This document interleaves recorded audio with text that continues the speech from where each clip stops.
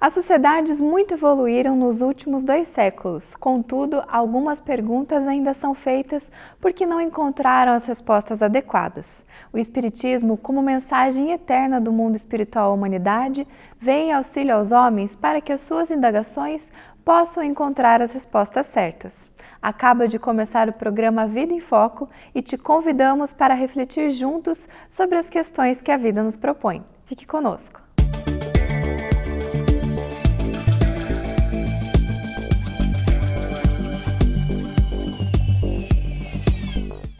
Todas as leis divinas estão para a felicidade dos homens. Elas são o resultado do amor divino e através das quais nós compreendemos o Criador.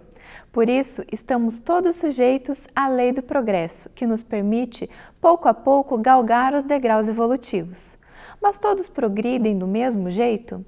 Como se dá o progresso coletivo? Será que está dando resultado no conjunto da humanidade? Estas e outras reflexões serão feitas na entrevista de hoje, por isso não perca. A Vida em Foco traz também curiosidades, crônica, o Espiritismo esclarece e, fechando o nosso encontro de hoje, mais reflexões sobre a doutrina espírita e os ensinamentos de Jesus. Você é o nosso convidado. Fique conosco. A seguir, a crônica da semana. Uma pesquisa realizada por um site antidrogas fez a seguinte afirmativa: apenas um usuário que experimenta maconha torna-se um viciado. Entre os adolescentes que consomem, 10% apresentaram sinais de dependência, índice que vai a 37% nos adultos, segundo a pesquisa da Unifesp. Equivale a dizer que a minoria do consumo de maconha se dá pelo dependente. Isso nos leva a pensar que o sustento do tráfico da maconha se dá pelo usuário esporádico. Raciocínio semelhante pode fazer sobre o consumo de bebida alcoólica, onde os dados mostram que o Brasil tem apresentado altos índices de consumo. E mesmo sob altíssimos impostos, as empresas do ramo têm tido lucros exorbitantes. A partir deste raciocínio, somente unidos numa grande corrente se conseguirá lutar contra os males do consumo das drogas. O mesmo pode se aplicar na luta contra a tão odiosa corrupção. As grandes corrupções são as responsáveis pela indignação, pela revolta e o desejo de mudança. Entretanto, o maior prejuízo se dá no alto índice das pequenas e não menos importantes corrupções, que vão desde o não respeitar uma fila, a falsificação de documentos e atestados médicos, o comércio de produtos falsificados, ligações irregulares de pontos de luz e televisão, irregularidades na escola ou no trabalho, dentre muitas outras. Assim, para que se acabe com a corrupção, não se deve apenas lutar contra as grandes corrupções e os grandes delitos, mas, de mãos dadas, devemos lutar contra todas as pequenas corrupções, responsáveis pelo sustento do grande sistema autodestrutivo que a todos prejudica. É preciso lutar contra a desculpa muito disseminada que se sustenta na ideia de que se todo mundo faz, tudo bem, que tem coisa muito pior, ou que ninguém está vendo, como se o fato de outra pessoa fazer ou estar olhando determinasse o caráter das pessoas. Por isso, são contra essas pequenas concessões que se deve lutar. Aprender a ser honesto e digno no pequeno, para que isto se reflita no todo. Ademais, conforme os ensinamentos de Jesus, a cada um conforme as suas obras. Portanto, por mais que pareça um beija-flor jogando água no incêndio da floresta, faça a sua parte. Cada um responderá por aquilo que fez ou deixou de fazer. Se cada um fizer a sua parte, seja deixando de consumir drogas ou se corrompendo, você não estará contribuindo para o engrandecimento dos males do mundo. E, se porventura você pensar que pode estar muito velho para se corrigir, pense que você é eterno, viverá em espírito depois da morte do corpo. É importante começar o quanto antes a sua redenção. E lembre-se, são as suas escolhas que dirão a respeito do seu futuro. A Vida em Foco traz assuntos do cotidiano que são de seu maior interesse e hoje não será diferente. A abordagem é sobre a lei do progresso. Veja que o Espiritismo fala sobre este tema na entrevista. Acompanhe.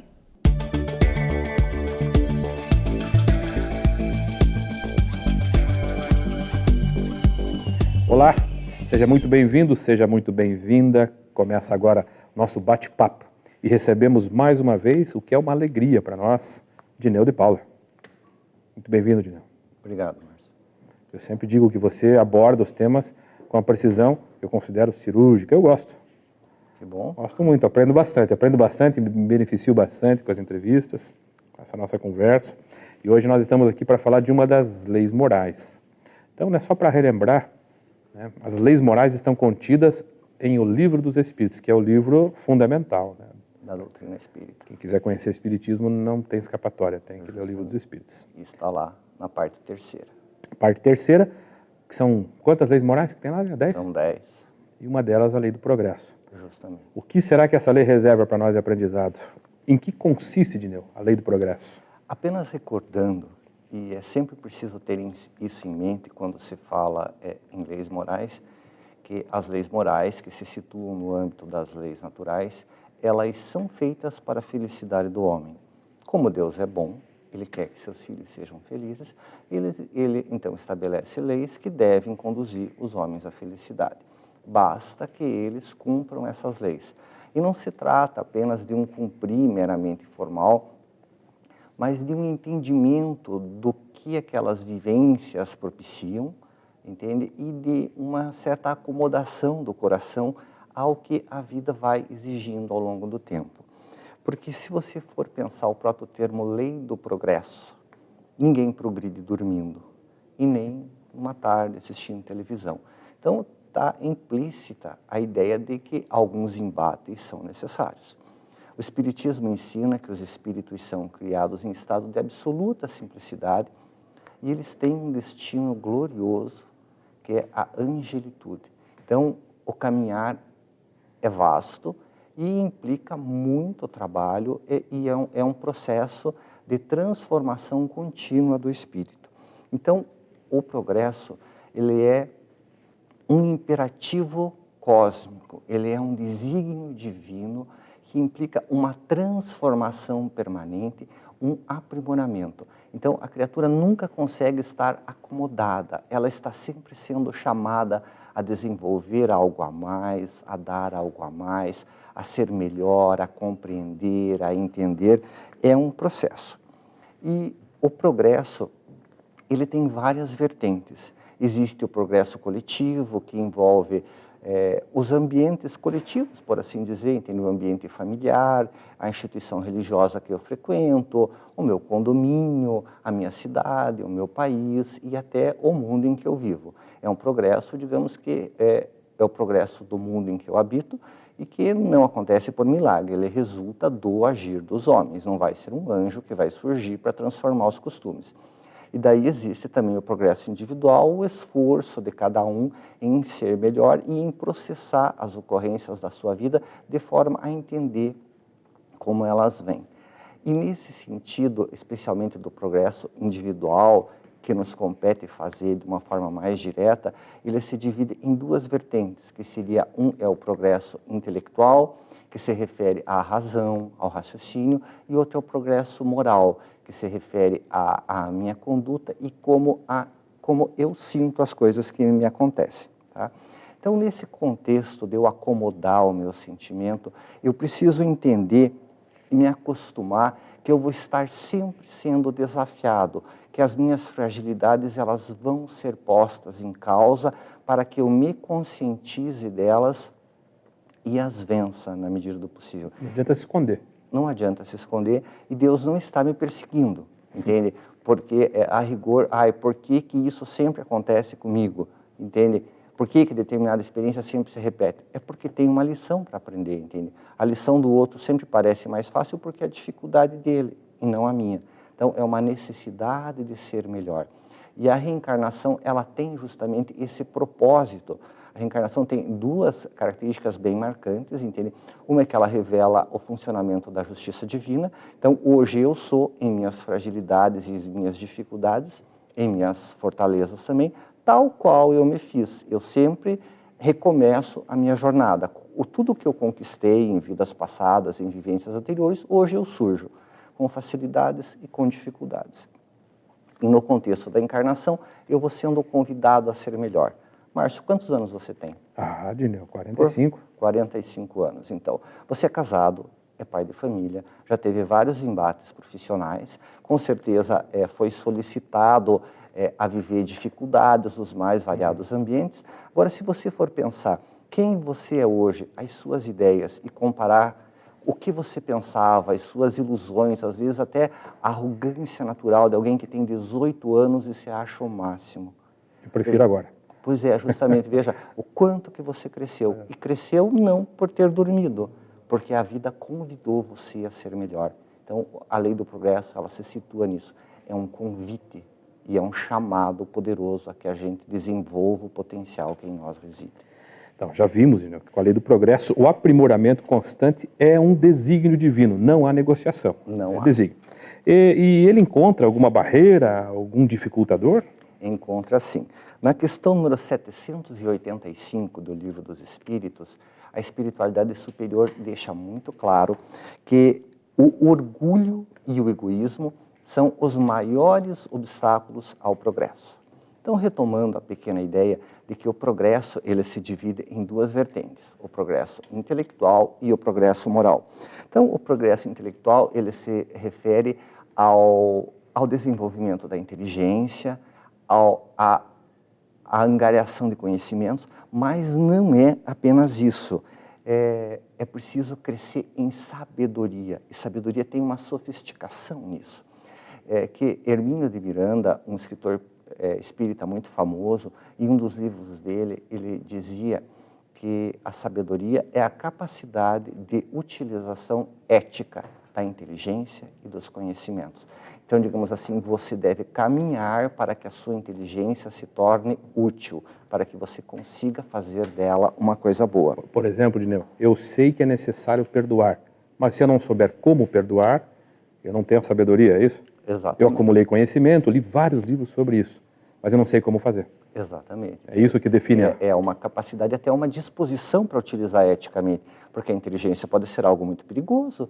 Entende? Um bandido com inteligência muito sofisticada é muito perigoso do que um bandido tosco, entende? Sim. Um só bate carteira, o outro pode desenvolver uma bomba atômica. Então não é esse progresso intelectual que se refere? Não é só esse. Tá? Na questão número 110 e seguintes, aliás, a 110 do Livro dos Espíritos, quando fala dos espíritos de sabedoria, ali diz que quando o espírito chega a ter sabedoria, ele está habilitado a fazer juízo reto sobre as coisas e os homens, as ocorrências da vida. Então veja, juízo reto.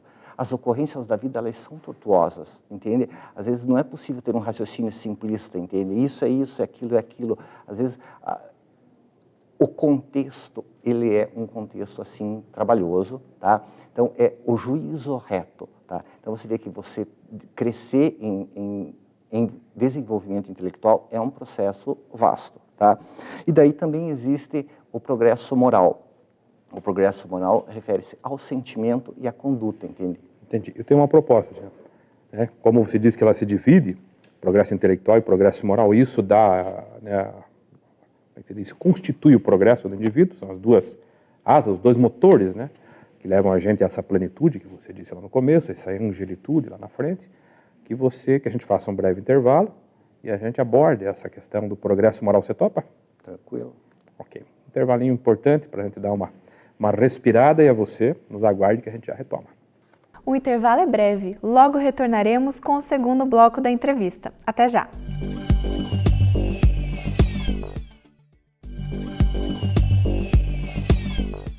Retornamos com o segundo bloco da entrevista com o tema Lei do Progresso. Acompanhe.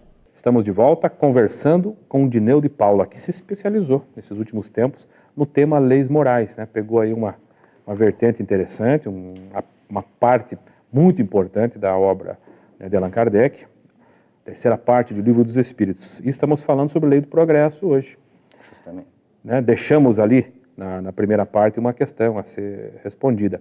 Progredimos em duas vertentes, você disse. O progresso intelectual, né, que é essa capacidade da aplicação ética da inteligência, e você falou que nós temos o progresso moral. Como é que seria isso, Dineu? Sim, justamente. Lembrando, entende, que o progresso intelectual ele é um instrumento pelo qual o progresso moral se viabiliza, entende? Eu tenho discernimento até do que eu preciso corrigir em mim e com base nisso eu me lanço à correção.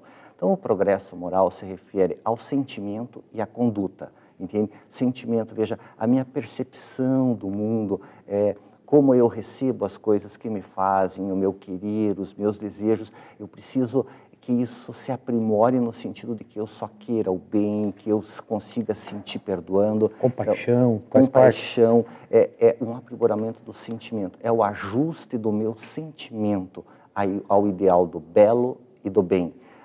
Você está dizendo que há pessoas que alcançaram um determinado progresso intelectual, mas ainda não chegaram ao progresso moral, que seria um passo seguinte, é isso mesmo? Com certeza. Tá? Apesar de que esses dois fatores eles vão se correlacionando, entende? O progresso intelectual me ajuda a identificar o que em mim carece de correção, a hora que eu corrijo o meu sentimento, a hora que eu modifico a minha conduta, que eu consigo ser uma pessoa decente no dia a dia e mostrar bondade, também o meu raciocínio ele se liberta de alguns vícios e ele se torna mais claro. Tá? Mas quanto aos maiores obstáculos, são o orgulho e o egoísmo. Por quê? Porque o orgulho dificulta o progresso intelectual e o egoísmo dificulta o progresso moral. Se eu sou orgulhoso, eu me considero muito maravilhoso, superior aos outros. Então, eu não admito que erro, eu não presto atenção. Se alguém discorda de mim, essa pessoa obrigatoriamente está errada. Então, eu tenho uma dificuldade de aprender porque eu já me acho muito bom. Tá? Ao passo que o egoísmo é uma atenção toda focada no meu bem-estar, nas minhas necessidades e nas minhas prerrogativas. Então, eu me permito ser, às vezes, cruel e insensível com o próximo, porque tudo que é meu é mais importante. Então, esses são os dois grandes obstáculos. Me permito acumular, me permito desperdiçar, me permito destruir. Tudo para mim. O meu bem-estar é melhor do que o do outro. Se for preciso que eu fira o outro para me sair bem. Você acha que a corrupção também tem as raízes aí? Com certeza. Só atender interesses pessoais e grupo. Com certeza. Dineu, ok, orgulho, egoísmo, os dois grandes obstáculos. E como é que a gente supera? Vivenciando as virtudes que são justamente o oposto. Tá? Por exemplo, o egoísmo, ele é aliás, o orgulho. O orgulho é eu me achar superior e maravilhoso. A contraparte, ela é justamente a humildade. Eu me entendo igual ao semelhante. Eu compreendo que não existe uma diferença de essência, mas um jornadear diferente. Entende? Se todo mundo saiu da simplicidade e vai atingir a angelitude, nós estamos em estágios distintos, mas não existe uma diferença muito grande de grau. Até se você pensar Jesus, entende? Um ser angélico, ele lavou os pés dos discípulos, entende? Então veja, a minha diferença com Jesus é gigante, entende? Perto disso, o que sou eu em relação ao meu semelhante? Sou igual. Então o raciocínio do homem humilde é sempre esse: eu posso estar errado. Então eu presto atenção nos argumentos dos outros, eu aprendo com as experiências dos outros. Se alguém errou e caiu, eu também posso errar. Então isso facilita muito o aprendizado, entende? A evolução intelectual. E daí, quanto à evolução moral, o contrário do egoísmo seria a caridade. Tá? A caridade é uma vivência declarada do bem e ela é muito sofisticada. Aqui já teve entrevista com o Cosme Massi e que ele falou bastante a respeito disso. Agora, existe um meio que seria o meio mais eficiente de eu vencer essa coisa meio animal, entende? De tudo para mim e nada para o outro. Porque, afinal de contas, se o egoísmo é o meu bem-estar acima de tudo, a espiritualidade recomenda a prática da abnegação, que é eu sacrificar o meu interesse pessoal pelo bem do próximo. É nesse processo de me esforçar para fazer o outro feliz que eu venço o egoísmo. Me permita, Dineu, o bem do próximo, mas que próximo é esse? O próximo mais próximo, com certeza. Até os estranhos? Totalmente, né? A abnegação parece um ápice assim, de uma virtude, né? Uma coisa sofisticada mesmo. É a sublimidade da virtude, mas é claro que você vai treinando em pequenos círculos, entende?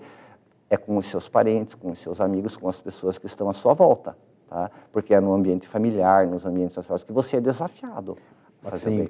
Visitar um parente enfermo, né?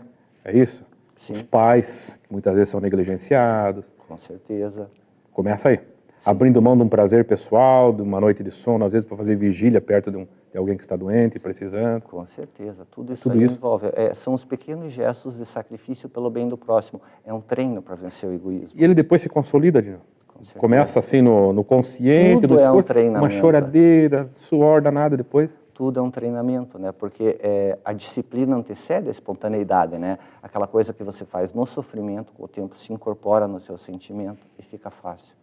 E agora, existe um detalhe que é importante, que para vencer o egoísmo, a gente fala que a caridade é o contrário do egoísmo. Só que a porta da entrada da caridade é a compaixão. Então, é eu me deixar tocar pela dor do próximo, é eu me aproximar emocionalmente do meu semelhante e me permitir tocar pela dor dele. Esse é o motor do progresso moral. Porque, veja, se a dor do outro me faz triste, eu não consigo ser feliz sozinho. Tá? Eu não consigo ser feliz ao lado de alguém triste. Automaticamente, o egoísmo ele começa a diminuir em mim e o progresso moral ele fica muito mais simples.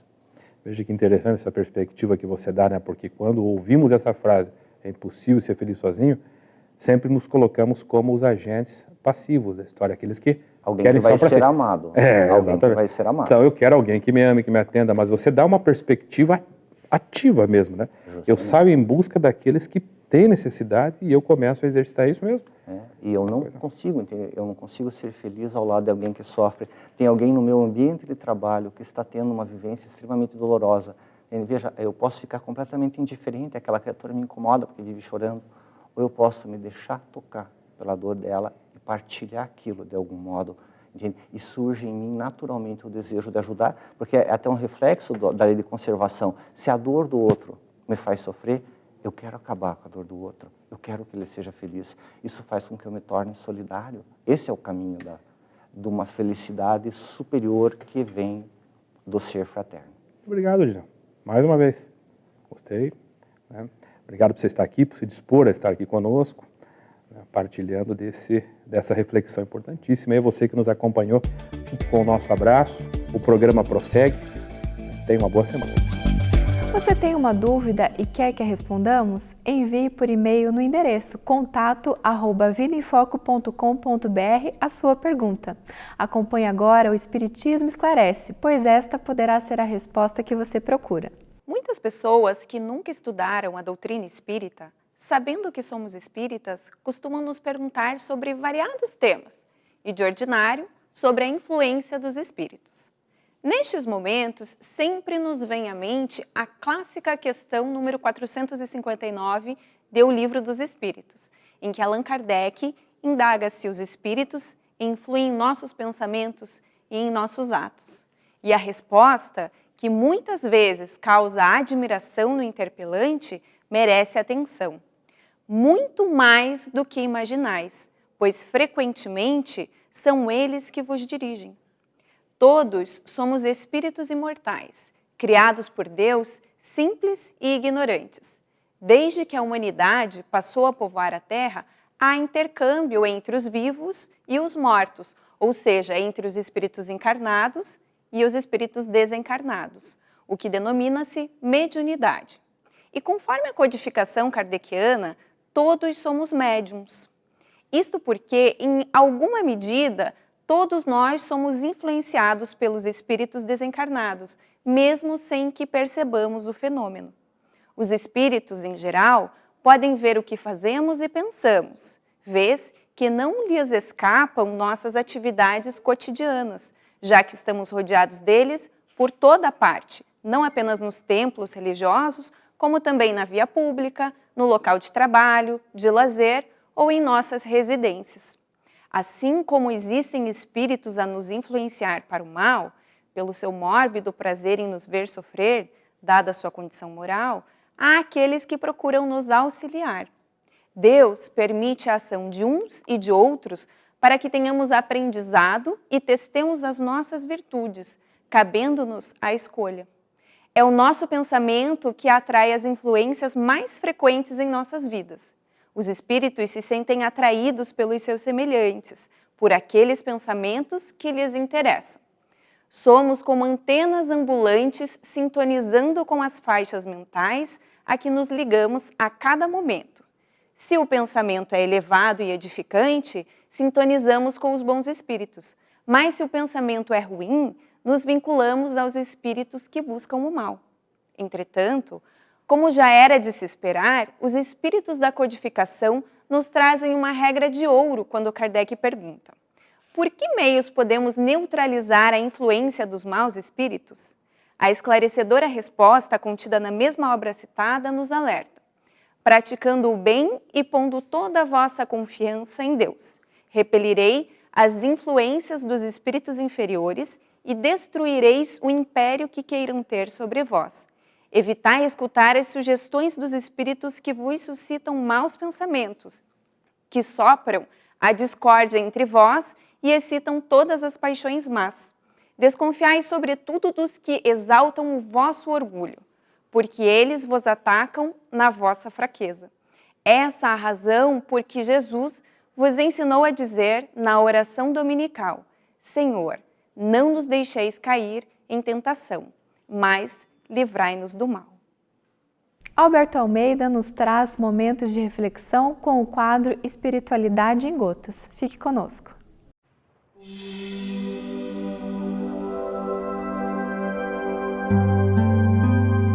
Espiritualidade em Gotas.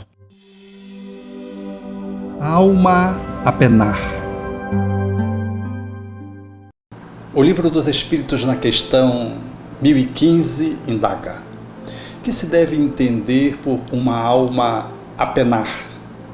A resposta: uma alma sofredora e errante, com seu futuro incerto, a qual se pode promover o alívio. E segue a resposta, falando-nos dessa relação com a espiritualidade, cotidianamente chamado de o encosto. Alguém que está fora do corpo e que está perdido em si mesmo, e que busca muitas vezes aqueles que estão às proximidades e são registrados pelas pessoas sensíveis, os chamados sensitivos, médiuns, que captam espíritos que estão nessa posição e que não estão conscientes do seu estado espiritual, não sabem onde estão muitas vezes, para onde estão indo, estão conturbados, confusos, e cuja abordagem, cujo atendimento faculta o alívio, ajuda, um direcionamento. No entanto, há tantas pessoas a penar no corpo, pessoas perdidas, sem horizontes, sem um norte, que como andarilhos vão daqui para acolá sem ter um sentido existencial. É como se tivessem efetivamente sem endereço, sem um propósito, não fazem contato com o seu propósito de vida.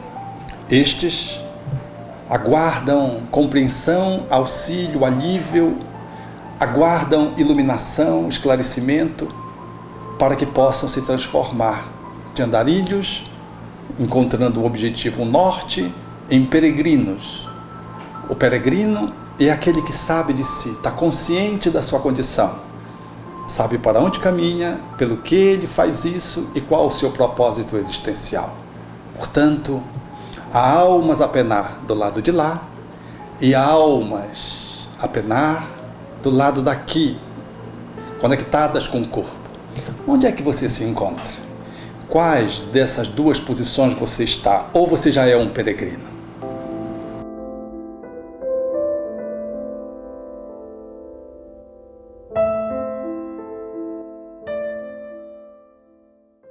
Obrigada pela sua companhia. A Vida em Foco volta na semana que vem com mais novidades. As suas sugestões são muito importantes para o programa e você pode enviá-las para o e-mail contato@vidaemfoco.com.br. Acessando o site www.avidaemfoco.com.br, você encontra todas as edições anteriores. Aproveite para rever as entrevistas e também os outros blocos do programa. Muito obrigada pela sua companhia, tenha uma ótima semana e até o próximo Vida em Foco.